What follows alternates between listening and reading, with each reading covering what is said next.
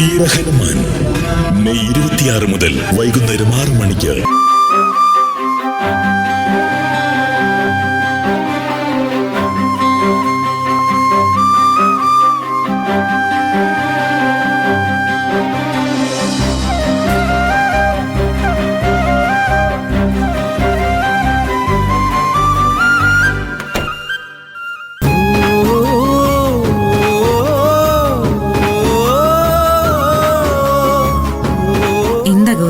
എന്തൊരിപ്പാ ഇത്?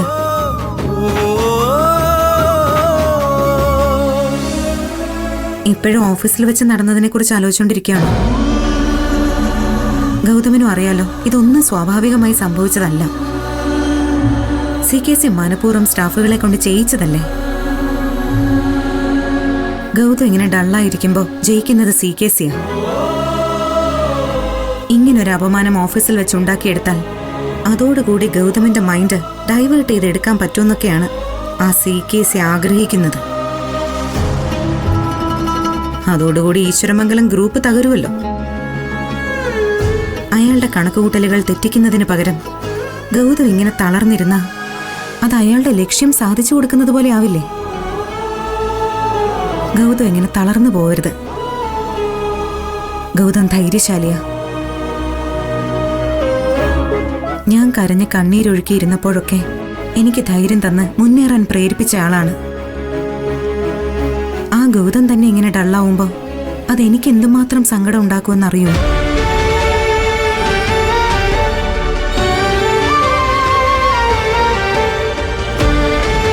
ഗൗതം പ്ലീസ്, ഞാൻ പറയുന്നതൊന്ന് മനസ്സിലാക്ക്. ഗൗതം ബിസിനസ്സിൽ നിന്ന് കോടിക്കണക്കിന് രൂപയുണ്ടാക്കണമെന്നോ വലിയ ആഡംബര കാറും ബംഗ്ലാവും ആഡംബര ജീവിതം വേണമെന്നോ ഞാൻ ആഗ്രഹിച്ചിട്ടില്ല. പക്ഷെ ഒരാൾക്കും ഒരു ദ്രോഹവും ചെയ്യണമെന്ന് മനസ്സുകൊണ്ടൊന്ന് ആലോചിക്കുക പോലും ചെയ്യാത്ത ഗൗതം ഇങ്ങനെ തളർന്നിരിക്കുന്നത് കാണാൻ എനിക്ക് വയ്യ.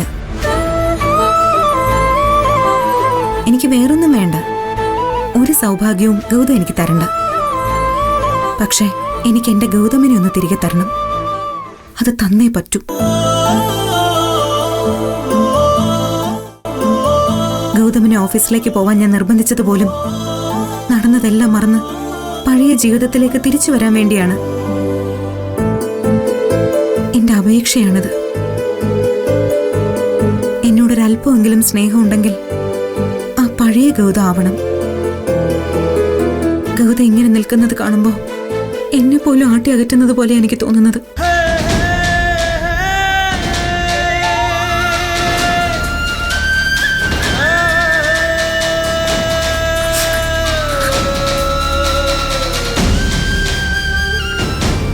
എനിക്കിത് സഹിക്കാൻ പറ്റുന്നില്ല. ഞാനിനി ഒന്നും പറയാൻ വരില്ല. ഇപ്പൊ ബോധ്യമായി എന്നെയും ഗൗതമിന് വേണ്ടെന്ന്.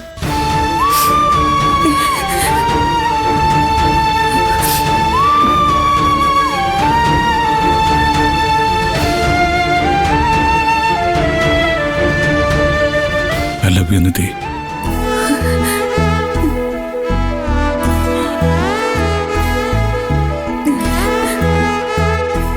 എന്നെ എനിക്ക് വേണം. ഒരുപക്ഷെ നീ എന്റെ കൂടെ ഇല്ലായിരുന്നെങ്കിൽ ഞാൻ ഈ വീടിന്റെ ഏതെങ്കിലും ഒരു മൂലയില് ഒതുങ്ങിപ്പോയേനെ.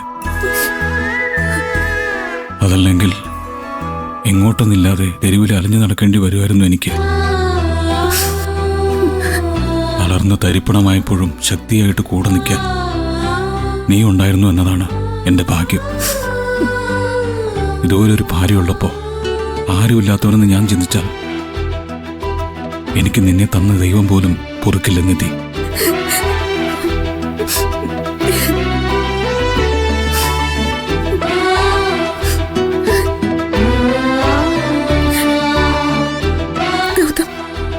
മറ്റുള്ളവരുടെ ജീവിതത്തിൽ ഞാനൊരു അംഗമാണെങ്കിലും നിന്റെ ജീവിതത്തിൽ ഞാൻ മാത്രമേ ഉള്ളൂ എന്ന് എനിക്കറിയാം.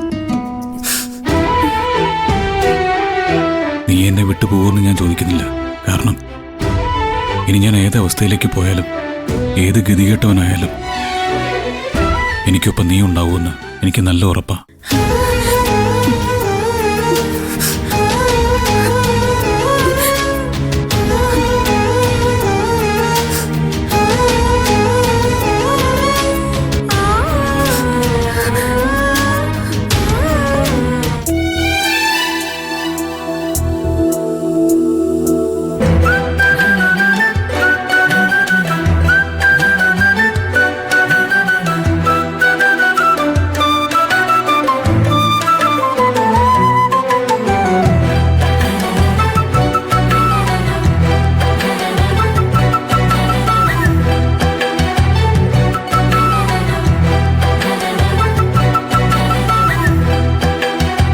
എവിടെ പോവാനാണ് സാർ അത് രാവിലെ തന്നെ കുളിച്ച് സുന്ദരനാവുന്നത്?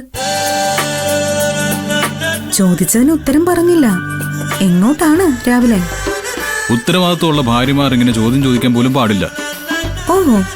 ഭർത്താവിന്റെ കാര്യങ്ങളിൽ ശ്രദ്ധയുള്ള ഭാര്യമാർ എന്താ ചെയ്യേണ്ടത്? രാവിലെ തന്നെ വിളിച്ചുണർത്തണം. മടി പിടിച്ച് കിടക്കുന്ന ഭർത്താവിനെ കുളിപ്പിച്ച് ഒരുക്കി ഡ്രസ്സൊക്കെ ഇടിയിപ്പിച്ച് ഓഫീസിലേക്ക് പറഞ്ഞു വിടണം. ആ എന്റെ ഭാര്യയ്ക്ക് അങ്ങനെയൊന്നും ഇല്ലല്ലോ. ഓഹോ, ഇപ്പൊ അങ്ങനെയായോ? ഞാനെന്ന് വെച്ച ഈ നഗരത്തിലെ തന്നെ തലയെടുപ്പുള്ള ഈശ്വരമംഗലം ഗ്രൂപ്പ് ഓഫ് കമ്പനീസ് എന്ന ബിസിനസ് സാമ്രാജ്യത്തിന്റെ ഓണറാണ്. എനിക്ക് ഭാര്യ സഹായിക്കുമെന്നും പറഞ്ഞ് കിടന്നുറങ്ങാൻ പറ്റില്ലല്ലോ. എനിക്ക് എന്റേതായ ഉത്തരവാദിത്തങ്ങളില്ലേ? ഓഫീസിൽ പോകണം, ബിസിനസ് വളർത്തണം, ചോദ്യം ചെയ്യാനാകാത്ത ഉയരങ്ങളിലേക്ക് ഈശ്വരമംഗലം ഗ്രൂപ്പിനെ കൊണ്ടെത്തിക്കണം. അതെന്റെ കടമയല്ലേ? അല്ല, ഒരഭിപ്രായം പറഞ്ഞേ, ഇപ്പൊ എങ്ങനെയുണ്ട്? എന്റെ ഈ ഗൗതമിനെ തിരിച്ചു കിട്ടാൻ വേണ്ടിയാ ഞാൻ സകല ദൈവങ്ങളോടും പ്രാർത്ഥിച്ചത്. എന്റെ പ്രാർത്ഥന ദൈവം കേട്ടു. നിന്റെ പ്രാർത്ഥന ദൈവം കേട്ടോ ഇല്ലയോ എന്ന് എനിക്കറിയില്ല. പക്ഷെ എനിക്കറിയാവുന്ന ഒന്നുണ്ട്. നീ തന്ന സ്നേഹം, അതാണ് എന്നെ ഇങ്ങനെ മടക്കി കൊണ്ടുവന്നത്, എന്നെ കരുത്തനാക്കിയത്. ഇപ്പൊ എന്റെ ഗൗതം പഴയ ഗൗതം അല്ല. അതിനേക്കാൾ 10 മടങ്ങ് ശക്തിയും കരുത്തും പവറും ഉള്ള ഗൗതമാണ്. എങ്കിൽ പിന്നെ അങ്ങോട്ട് ഇറങ്ങിയാലോ? ആ, ഞാൻ ബാഗ് എടുത്തു തരാം.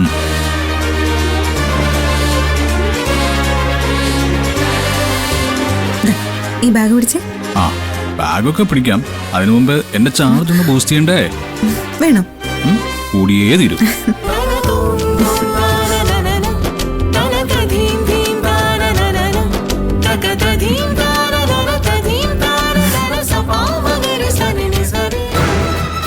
ഇന്നുമായിട്ട് ഓഫീസിലോട്ട് വരാൻ സാധ്യതയില്ലെന്നാണ് തോന്നുന്നത്.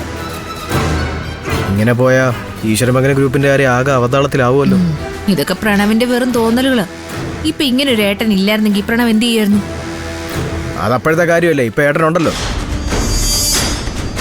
നമ്മുടെ ഓഫീസിൽ ഏട്ടൻ പടുത്തുയർത്തിക്കൊണ്ട് വന്ന ചില ചിട്ടവട്ടങ്ങളുണ്ട്, കീഴ്വഴക്കങ്ങളുണ്ട്, ഡിസിപ്ലിൻസ് ഉണ്ട്. അതൊക്കെ ഹാൻഡിൽ ചെയ്യാൻ ഏട്ടനെ കൊണ്ടേ പറ്റത്തുള്ളൂ. കണ്ണുള്ളപ്പോൾ കാഴ്ച അറിയില്ലെന്ന് പറയുന്ന പോലെ ഏട്ടന്റെ കാര്യം. ശരിക്കും 1-2 ദിവസങ്ങൾ കൊണ്ട് തന്നെ ഓഫീസിന്റെ താളം ആകെ തെറ്റി. നോക്ക് പ്രണവേ, സ്വന്തം കഴിവിൽ ആദ്യം കോൺഫിഡൻസ് ഉണ്ടാക്കണം. ഈശ്വരമംഗലം ഗ്രൂപ്പിന്റെ കാര്യങ്ങള് പ്രണവ് ഒറ്റയ്ക്ക് നോക്കി നടത്തിയാൽ എന്താ കുഴപ്പം? എന്താ ഗൗതമിനെ പോലെ കഴിവുള്ള ആളല്ലേ പ്രണവു? സാഹചര്യങ്ങൾക്കനുസരിച്ച് കാര്യങ്ങളൊക്കെ മാറ്റിയേ പറ്റൂ. ഒരു കാര്യം, അതിപ്പോ ദേഷ്യം തോന്നാലും ഞാൻ പറയും. ഇനി നിങ്ങളൊക്കെ എത്ര ഗൗതമിനെ ചേർത്ത് പിടിക്കാൻ ശ്രമിച്ചാലും ഗൗതമിന് പഴയ പോലെ ആവാൻ ഒരിക്കലും പറ്റൂല.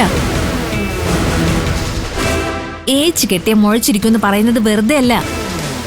താൻ ആരുമല്ല എന്നുള്ള ചിന്ത ഗൗതമിന്റെ മനസ്സിൽ ഉറച്ചു കഴിഞ്ഞു.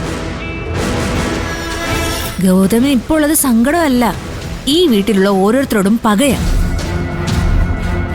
ഇക്കാലം അത്രയും താനൊരു അനാഥനാണെന്ന് മറച്ചു പിടിച്ചവരോടുള്ള പക.